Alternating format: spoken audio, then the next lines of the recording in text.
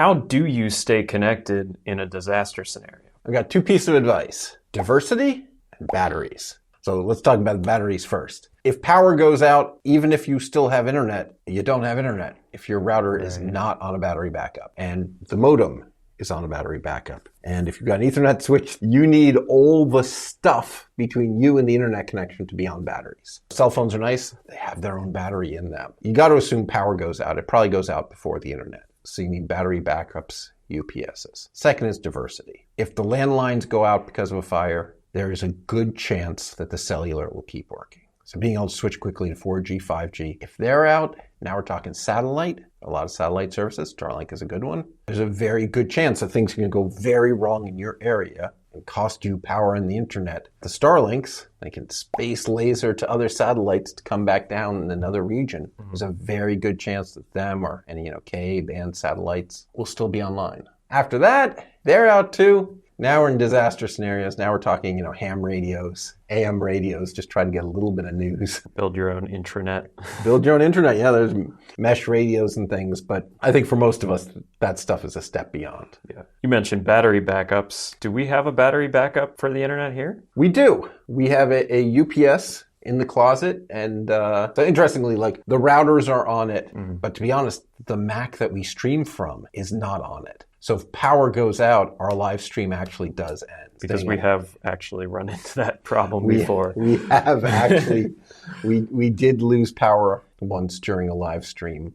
They were building a grocery store next door, and they cut power to the block. I don't think man-made disaster. Man-made disaster. In small scale, right? I don't think the mayor of Philadelphia would admit it was a disaster. But for us, in the middle of our live stream, that was a disaster.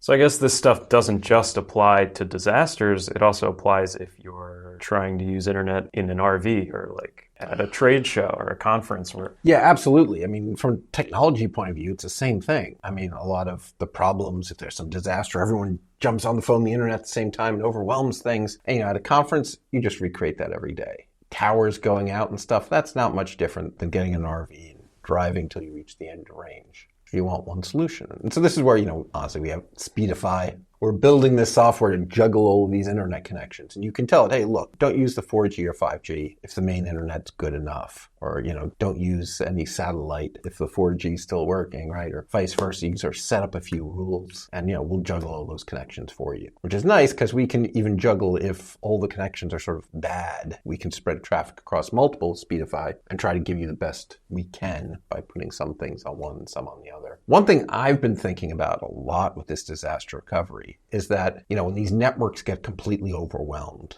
everyone trying to check at the same time. So if the internet protocols, what they're missing, and a couple of people have made efforts to add this before, and Apple has done some work, we've done some stuff, but none of it's really taken off. To mark different traffic, it's different priorities. From our measurements, we're seeing about 55% of most people's internet traffic is ads. Ads. I think if there was an emergency, if they could just come down and stop the ads, everyone's internet speeds would instantly double. The load on the network would come down. But it's tricky because, people would play games. And download games. Yeah, but I mean, people would actually be rooting for the tsunami to get a break from the ads, right? And or trying to figure out how to fake tsunami announcements so they can get the ads to temporarily stop, right?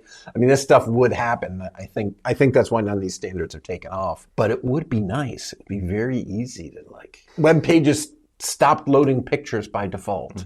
Unless you actually click on them during an emergency. It would reduce the bandwidth so much and the network loads would come down that I think a lot of bad things could sort of be skated through without the internet actually going out. Well, not to be devil's advocate, but I think there's a reason all these websites are covered in ads, right? Yeah. We can't block it all the time, right? I get that. But we're talking about emergencies, right? The internet's overwhelmed. The rescue workers can't get their messages through. Right. Although for the rescue workers, there is FirstNet, high priority cellular network, and they go through first. If there's an emergency in particular, they're prioritized. Is that only a cellular network or is that on satellite too? That's on cellular. If for some reason all the cell towers go down, that's still not going to work. I think that's right.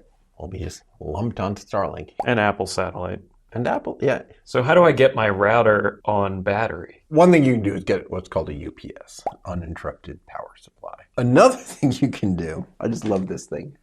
I bring it with me, right? You can get like one of these Miri routers. Very pocket-sized. Yeah. Well, it's backpack size, right? You can pop into this thing NPF batteries, right? And so it can support 2. And so I just leave it plugged in my desk, one of these batteries here. And if power goes out, just switch its battery. I yanked the plug out before walking over here, and I don't know if you can see it. It's still running. And these things are actually great for these disaster type scenarios. It's got a 5G radio, it's got a 4G radio, it's got Wi-Fi, it's got the multiple WAN ports, connect to your Comcast and to a Starlink, right? And so if Comcast works or Starlink works or 5G or 4G, if you have the SIMs in for them. It's got SIM slots too. It's got SIM slots, yeah. So you got to pop in a SIM card to use them. Yeah, even if power goes out, half those internet sources go out. They're still online. So this gets used a lot. Obviously, it can be used for disasters, but mostly I think it's used by a lot of like professional reporters these days. So they drive into disasters with this. Right. There are a lot of broadcasters broadcasting from disasters. Hurricanes, wildfires. They send them right out to the end of the dock when a hurricane is hitting, right? Or standing in like a 3-foot deep puddle. Yeah. It's a rough job, but I guess someone has to do it. So if you were using this with Starlink, you would still need a battery for the Starlink, right? That is correct. Interestingly, the Starlink Mini can be powered off USB-C, which means you can just get a battery pack like you would use to, recharge your phone and use that to power your Starlink. A generator is also an option, I guess. A generator is also an option, right? I'm always give you full-blown, 120 volt outlets. You just plug into that. That's what Mr. Beast used for his Kai Cenat house explosion video. Yeah.